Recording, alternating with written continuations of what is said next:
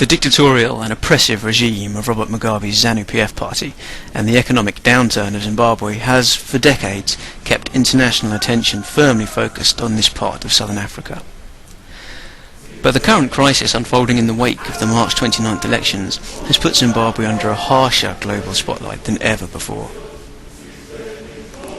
As official inflation rates spiral out of control above 150,000%, unemployment hovers around 85%, and the majority of Zimbabweans face starvation, the electoral results that have leaked out seem to indicate a substantial victory for the opposition party, the Movement for Democratic Change, and a firm defeat for Mugabe. But Robert Mugabe, widely accused of being addicted to power, was never expected to respond well to a strong opposition. They will get arrested and get bashed by the police. The results of the presidential poll are still being withheld, and a partial recount of the parliamentary election has begun, a process which has been declared illegal and which international observers say has been riddled with corruption and irregularities.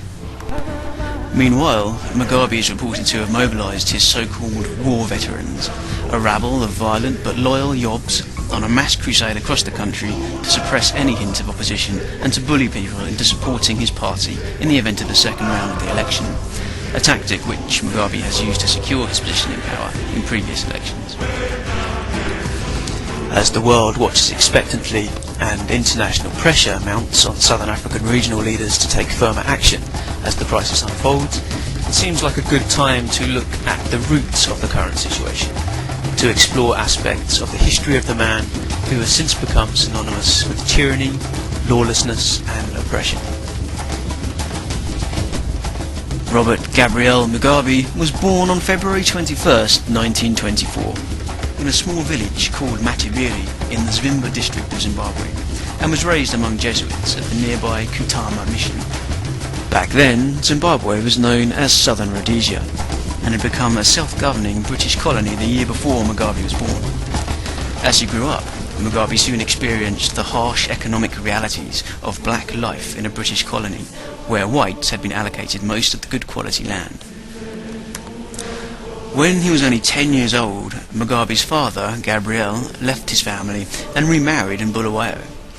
It has been said that this event had a deep and profound impact on Mugabe, instilling in him a fear of abandonment and an inferiority complex. He tried to compensate for the loneliness by becoming very close to his mother, and by losing himself in books and stories, developing a particular fondness for the tales of uprising and revolution told him by the influential Irish priests who surrounded him. His mother often told him that he was to be the achiever who rose above everyone else, the leader chosen by God himself.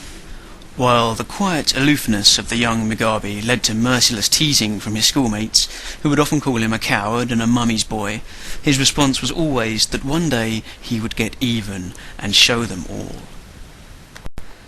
Over the following years, as a wave of black nationalism swept the African continent, Mugabe continued to find salvation in the world of learning.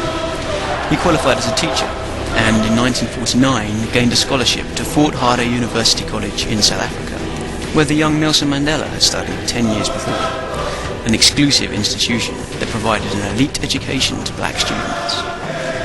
It was here that Mugabe first became exposed to political ideologies, and Marxism in particular.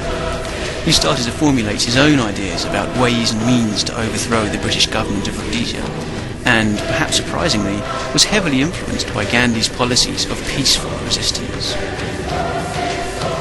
When he returned to Rhodesia, Mugabe went back into teaching, but found time to gain 2 more degrees, again by correspondence courses, from the University of South Africa and the University of London, before accepting a teaching post in the newly liberated Ghana.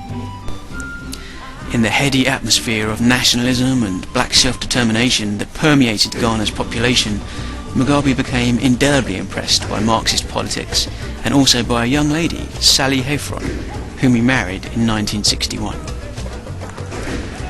Meanwhile, back in Rhodesia, black resentment against white minority rule was gaining momentum, and the black nationalist movement started to take form.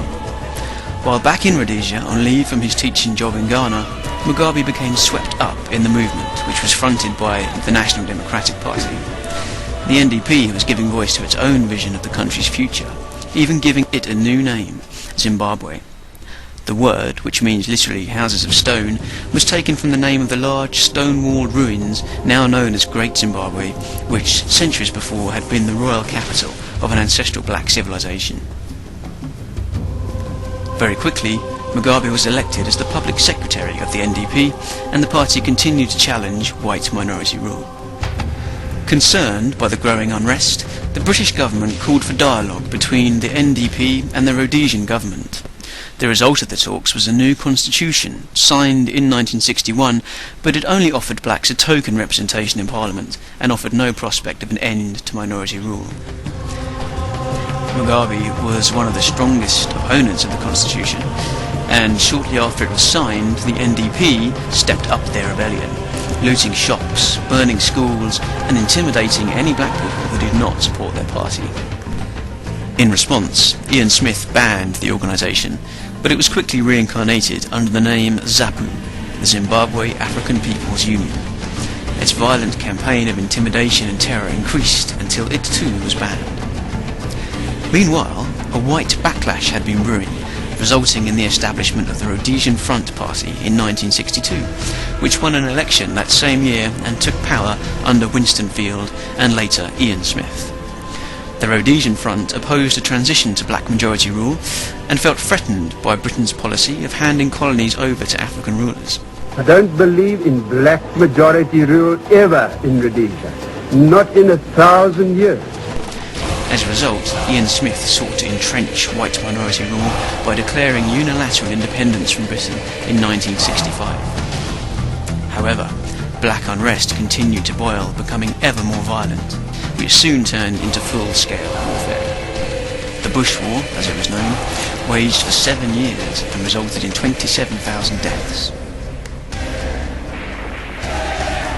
Every ZANU and ZAPU leader was imprisoned, including Mugabe, who was arrested for subversive speech and spent the next 11 years in prison.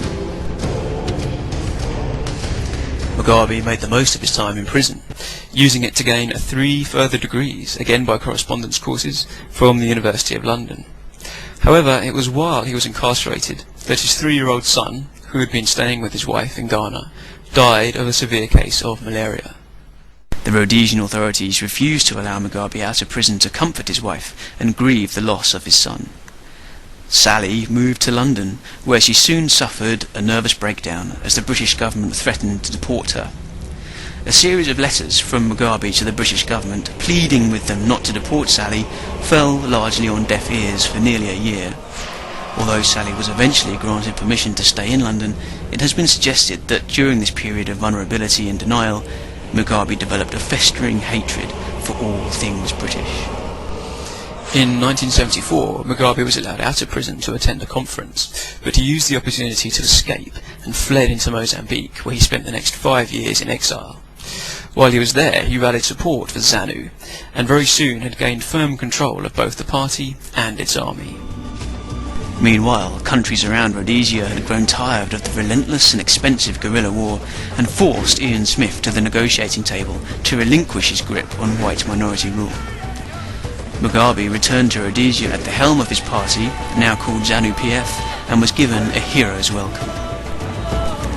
A conference was held in September 1979 at Lancaster House in England, where a new constitution was drawn up and the stage was set for an election to be held the following year under the temporary supervision of a British governor. Mugabe won the election, gaining 63% of the national vote, and so became the first Prime Minister of the new Zimbabwe on the 14th of February 1980.